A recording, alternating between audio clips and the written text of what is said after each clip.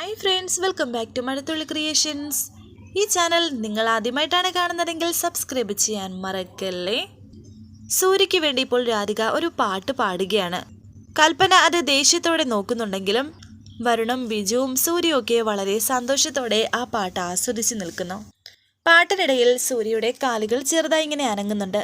അതുകൊണ്ട് തന്നെ നിർത്താതെ പാടിക്കൊണ്ടിരിക്കുകയാണ് രാധിക. വളരെ സന്തോഷത്തോടെ സൂര്യയുടെ അരികിലേക്ക് രാധികയും വരുണും വന്നിരിക്കുന്നു. ഏട്ടാ, കാൽ അനങ്ങുന്നുണ്ടല്ലോ എന്നൊക്കെ സന്തോഷത്തോടെ വരുൺ പറയുമ്പോൾ സൂര്യയ്ക്കും എന്തെന്നില്ലാത്ത ഒരു സന്തോഷം. എന്നാൽ അതിശയത്തോടെയാണ് കൽപ്പന ഇത് കാണുന്നത്. ഏട്ടാ, ഇന്നിങ്ങോട്ട് വരാൻ തോന്നിയത് നന്നായി. ഇതൊരു നല്ല സൂചനയാണ്. ഏട്ടന് നടക്കാൻ കഴിയും എന്ന് രാധിക പറഞ്ഞു. ഇതിലും സന്തോഷമുള്ള ഒരു കാര്യം വേറെ ഉണ്ടോ ഏട്ടാ എന്ന് പറഞ്ഞ് വരുൺ ഇപ്പോൾ സൂര്യയെ ചേർത്ത് പിടിക്കുന്നു. നാളെ വൈദ്യുതി വരുമ്പോൾ ഇതിനെക്കുറിച്ച് നമ്മൾ പറയണം എന്നൊക്കെ വരുൺ പറയുന്നുണ്ട്. രാധിക ഇപ്പോൾ സൂര്യയുടെ കയ്യിൽ പിടിക്കുന്നത് ദേഷ്യത്തോടെ കണ്ടു നിൽക്കുകയാണ്. കൽപ്പന തൊട്ടും പിടിച്ചു നോക്കിയാണല്ലോ ഇവരുടെ സംസാരം എന്നൊക്കെ കൽപ്പന പറയുന്നു. നമുക്ക് വീട്ടിൽ വിളിച്ച് പറയണ്ടേ, അച്ഛനും അമ്മയ്ക്കും ഒക്കെ വലിയ സന്തോഷമാകും എന്ന് ബിജു പറയുന്നു. വേണ്ട, നമുക്ക് വീട്ടിലേക്ക് ചെന്നിട്ട് പറയാം, നമുക്ക് എല്ലാവരെയും ഒന്ന് ഞെട്ടിക്കാം. നീ ഏട്ടനെ കുടിക്കാൻ എന്തെങ്കിലും വാങ്ങിച്ചോണ്ട് വാ എന്ന് പറഞ്ഞ് ബിജുവിനെ വരുൺ പറഞ്ഞയച്ചു. വരുൺ ഇങ്ങനെ നോക്കിയിരിക്കുന്നത് കണ്ട് രാധിക ഏട്ടനോട് ചോദിക്കുന്നു, ഏട്ടാ എന്താ എന്ന്. ഒന്നുമില്ല മോളെ, നീ എൻ്റെ മുന്നിലേക്ക് കുറച്ച് മുന്നേ കയറി വന്നിരുന്നെങ്കിൽ എന്ന് ഞാൻ പ്രതീക്ഷിച്ചു.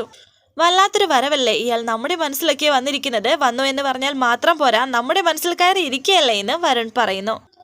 നിങ്ങൾ രണ്ടുപേരും ഒന്ന് നടന്നിട്ടൊക്കെ വാ എന്ന് സൂര്യ പറയുമ്പോൾ രാധിക പറയുന്നു, അതൊന്നും വേണ്ടെന്ന്. ഞാൻ കുറച്ചു നേരം ഇവിടെ ഒറ്റയ്ക്ക് ഇരിക്കട്ടെടോ എന്നൊക്കെ സൂര്യ പറയുന്നു. മനസ്സിനെന്തോ വല്ലാത്തൊരു സന്തോഷം. ഇത്രയും നാള് ഇവിടേക്ക് വന്നിരിക്കുമ്പോൾ ഒരു ചത്ത മനസ്സായിരുന്നു. ഇപ്പോഴാണ് എനിക്കൊരു ജീവൻ കിട്ടിയത്. എനിക്കിതൊക്കെ ഒന്ന് ആസ്വദിക്കണം. നീ പോയിട്ട് വാ എന്ന് പറഞ്ഞ് വരുണിനെയും രാധികയും നിർബന്ധിച്ച് പറഞ്ഞു വിടുകയാണ് സൂര്യ. ദൂരെയെങ്ങും പോണ്ട, നമുക്ക് അങ്ങോട്ടെങ്ങാണൊക്കെ നിൽക്കാമെന്ന് വരുൺ പറയുന്നു. വല്ല മീനെങ്ങാനും കിട്ടുവാണെങ്കിൽ വാങ്ങിക്കുകയും ചെയ്യാമെന്ന് വരുൺ. അത് വരുൺ പോയി നോക്കിയാൽ മതി എന്ന് രാധിക പറയുമ്പോൾ നമുക്ക് പോയി വാങ്ങിക്കാന്നേ എന്ന് വരുൺ പറയുന്നു. സൂര്യയെ നിർബന്ധിച്ച് രണ്ടുപേരെയും പറഞ്ഞയച്ചു. ഇത് തന്നെയാണ് കൽപ്പനയ്ക്ക് പറ്റിയ ഒരു അവസരം. സൂര്യ പുറത്ത് കൊണ്ടുവന്നത് അവളാണ്. അതിൻ്റെ പേരിൽ എന്തെങ്കിലും അപകടം നടന്നാലും അത് അവളുടെ പേരിലേ വരത്തുള്ളൂ എന്ന് കൽപ്പന വിചാരിക്കുന്നു. തുടർന്ന് രാധികയും വരുണും അല്പം മാറി നിൽക്കുകയാണ്. വരുൺ രാധികയോട് പറയുന്നു, ഞാൻ ഇപ്പോൾ വരാമെന്ന്. അങ്ങനെ വരുൺ അങ്ങോട്ടേക്ക് പോന്നു. എന്നിട്ട് വരുൺ ഒരു മയിൽപ്പീലിയുമായി രാധികയുടെ അരികിലേക്ക് വന്നു. കഴുത്തിൽ ഇങ്ങനെയൊന്ന് തലോടുകയാണ്. വരുൺ രാധികയെ ചേർത്ത് പിടിച്ചിങ്ങനെ നിൽക്കുന്നു. എന്തായതെന്ന് രാധിക ചോദിക്കുന്നു. രാധികയുടെ കൈ പിടിച്ചിങ്ങനെ നിൽക്കുമ്പോൾ വേണ്ട എന്നൊക്കെ ഇങ്ങനെ രാധിക പറയുന്നു. ഏട്ടൻ്റെ നല്ല മനസ്സാണ്, അതുകൊണ്ടല്ലേ നമ്മളോട് നടന്നോളാൻ പറഞ്ഞതെന്ന് വരുൺ. ഏട്ടനോട് ഇതൊക്കെ പറഞ്ഞിട്ടുണ്ടോ എന്ന് രാധിക ചോദിക്കുമ്പോൾ പറഞ്ഞിട്ടില്ലെന്ന് വരുൺ. പറഞ്ഞാൽ ഞാൻ കൊല്ലും. രാധിക പോകാൻ തുടങ്ങിയപ്പോൾ വരുൺ രാധികയെ പിടിച്ചവിടെ നിർത്തി. ഇവിടെ നിന്ന് ഇറങ്ങിപ്പോയാൽ ഞാൻ പ്രശ്നം ഉണ്ടാക്കും, ബഹളം ഉണ്ടാക്കും എന്നൊക്കെ വരുൺ പറയുമ്പോൾ എന്ത് ബഹളം ഉണ്ടാക്കുമെന്ന് രാധിക. താൻ എന്നെ കയറി പിടിച്ചു എന്ന് ഞാൻ പറയുമെന്ന് വരുൺ. അയ്യേ, ഇങ്ങനെയാണോ പറയുന്നത് എന്ന് രാധിക ചോദിക്കുമ്പോൾ വരുൺ പറയുന്നു, ഇപ്പോഴത്തെ കാലത്ത് തിരിച്ചും പറയും. ഞാൻ ഉറപ്പായിട്ടും പറയും. എനിക്കൊരു സ്വസ്ഥത തരുന്നില്ല. എവിടെ പോയാലും കൂടെ വരും. എന്നെ തൊട്ടൊരുമി നടക്കുന്നു, എന്നെ കയറി പിടിച്ചു എന്നൊക്കെ ഞാൻ പറയും എന്നെ വരുൺ പറയുമ്പോൾ രാധിക ചോദിക്കുന്നുണ്ട്, ഇനിയുണ്ടോ ഇങ്ങനത്തെ മണ്ടത്തരങ്ങൾ? ഈ സൂര്യൻ പെട്ടെന്ന് താഴേക്ക് വന്നിരുന്നെങ്കിൽ പെട്ടെന്ന് ഇരുട്ടാകും. അപ്പോൾ ആർക്കും ആരെയും കാണാൻ കഴിയാത്ത അവസ്ഥയാകും. അപ്പോൾ എനിക്ക് തന്നെ ചേർത്ത് പിടിച്ചിരിക്കാമല്ലോ എന്ന് വരുൺ പറയുന്നു. വരുൺ രാധികയെ തള്ളി മാറ്റിയിട്ട് ഓടുകയാണ്. പിറകെ വരുണും ഓടുന്നു. ഇതൊക്കെ കൽപ്പന കാണുന്നുണ്ട്. രണ്ടുപേരും കടലിലേക്ക് ഇറങ്ങി ഇങ്ങനെ കളിക്കുന്നതും കൽപ്പന കാണുന്നു. അപ്പോഴൊക്കെ അവിടെ ഒറ്റയ്ക്കിരിക്കുകയാണ് സൂര്യ.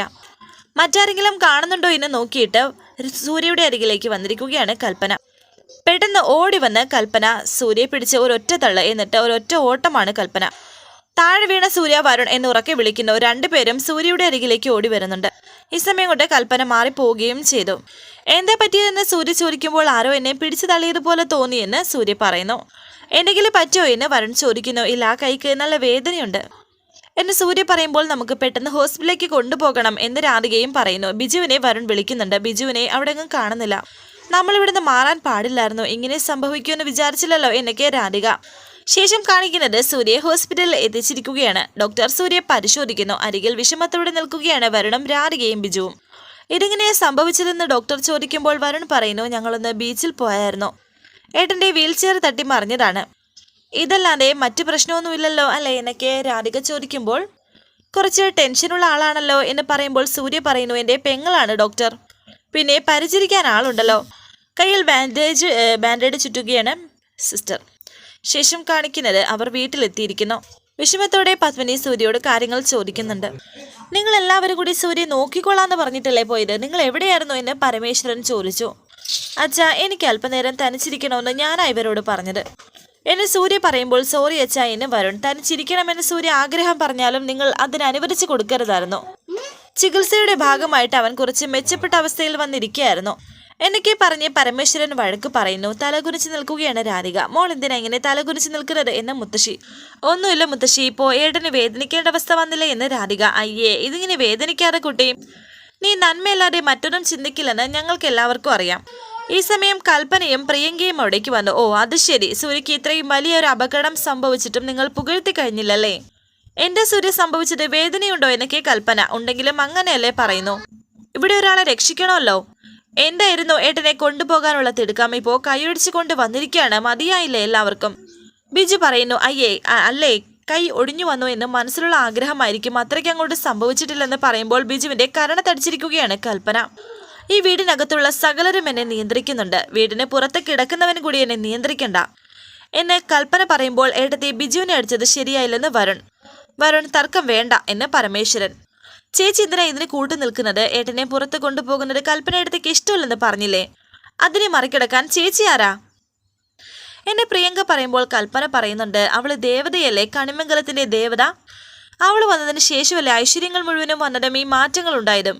രാധിക വീണ്ടും വിഷമത്തോടെ നിൽക്കുന്നുണ്ട്. വരാനിരിക്കുന്ന പുതുപുത്തൻ എപ്പിസോഡുമായി വീണ്ടും കാണാം. Thank you for watching. Please subscribe, like, share my channel.